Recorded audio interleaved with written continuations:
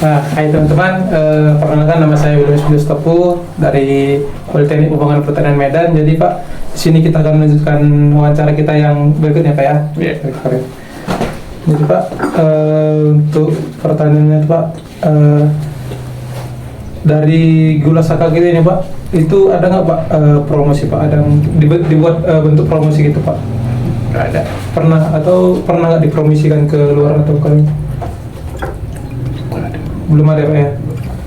Nah Pak, terus dari segi produk itu, segi produknya itu Pak, apakah konsumen itu puas nggak Pak dari segi produk kita Pak?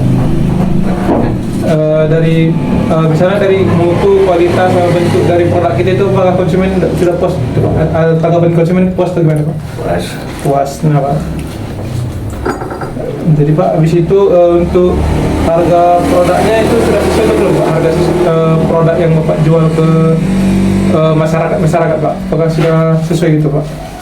Kalau di pasar itu harganya 20 lebih, tapi dia yang pengumpul itu belinya sekarang 19.000. 19.000. Berarti terpaut harga 4.000 ya Pak ya? Nah Pak, terus tanggapan konsumen Pak, bagaimana Pak tentang gula saka kita ini Pak? Gula saka itu se-Sumatera Barat udah pernah hasilnya itu kebersihan itu paling bagus. Paling bagus ya Pak ya? Jadi Gula saka ibadah buah. gula saka bukan gula Pak? Gulanya seperti Iya. Berarti konsumen berarti sudah puas lah ya Pak ya dengan barang ini Pak? udah. Terus Pak, ada nggak Pak cara khusus agar pembeli itu meningkat? Belum ada Pak ya? Terus Pak, kendala membeli bahan baku kita ini bagaimana Pak? Nggak ada. Nggak ada kendala membeli bahan baku?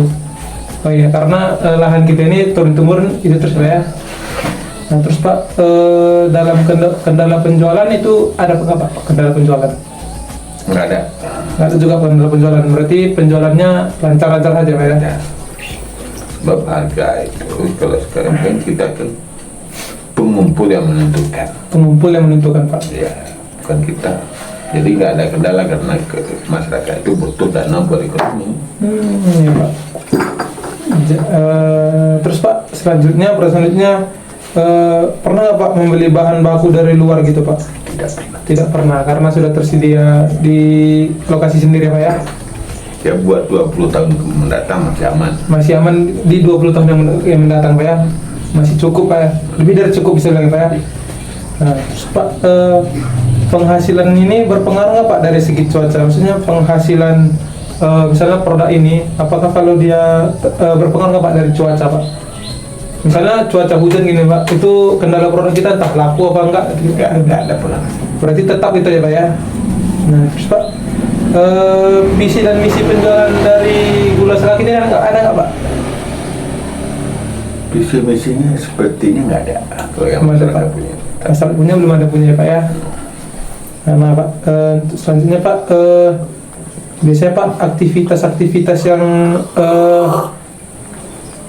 yang ada di dalam pengolahan gula sake ini Pak, aktivitasnya itu berupa apa aja Pak gitu Pak?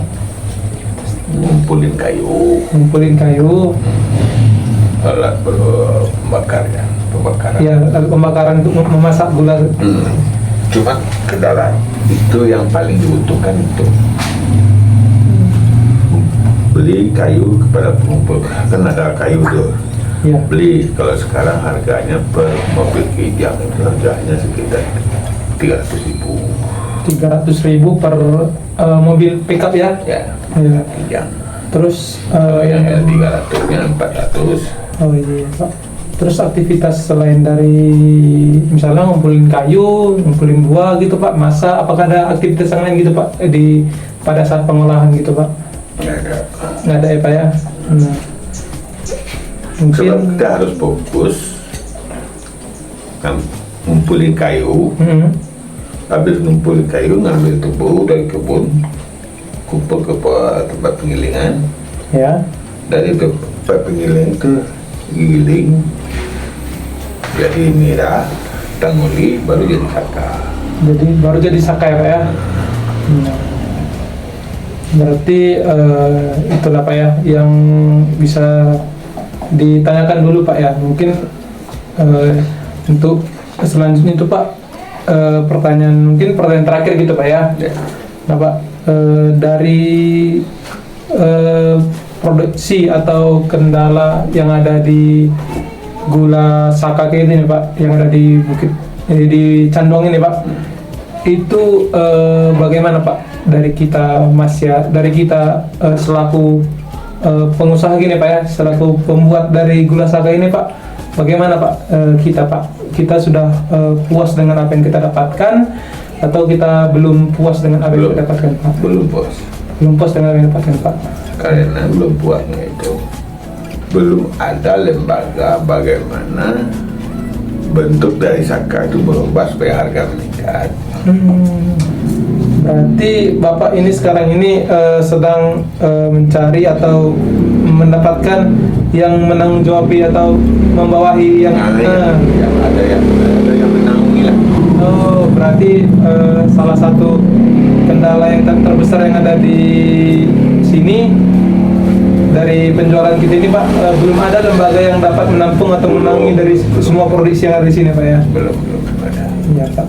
Nah Pak, mungkin itulah untuk sesi kita atau itulah untuk wawancara kita ini Pak.